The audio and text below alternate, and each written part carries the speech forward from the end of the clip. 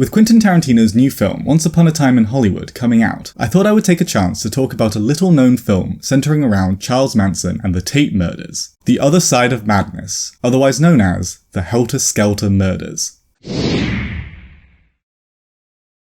This exploitation film must have been truly shocking when it was released in 1971, when the murder of Sharon Tate was still fresh in the minds of the American public. It's not just the film's subject matter and quick production in proximity to the time of the murders that was truly shocking at the time, it was also the scarily accurate depiction of what actually happened during the murder. The main question is, how is the film so accurate? Well, the answer of this is that producer Wade Williams had sat in during the trial of Charles Manson, knowing that this story could make an excellent film. And after having sat through the initial trials, he later interviewed the deranged cult leader on the events of that night, with Charles Manson having a lot of details from his followers on what exactly happened. This use of primary information results in an extremely accurate, detailed recreation of the actual murders, which in the film are not presented in a gratuitous way, but instead aim to show the audience an accurate representation of what happened on the night of the Tate murders.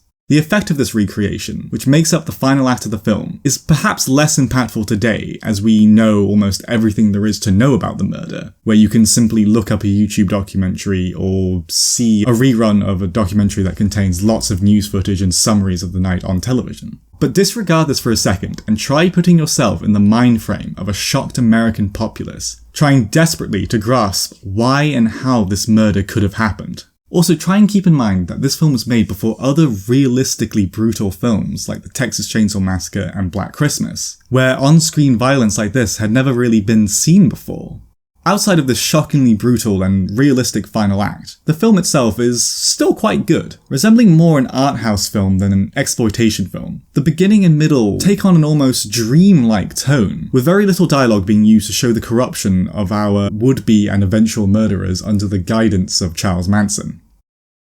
If you're looking for a genuinely good exploitation film to act as a taster for Once Upon a Time in Hollywood, or if you're looking for a shockingly accurate representation of one of the biggest popular culture shocks of the 20th century, made around the time of that shock, then look no further than The Other Side of Madness. If you enjoyed this video, why don't you give us a like? And hey, maybe subscribe to get more content like this every week.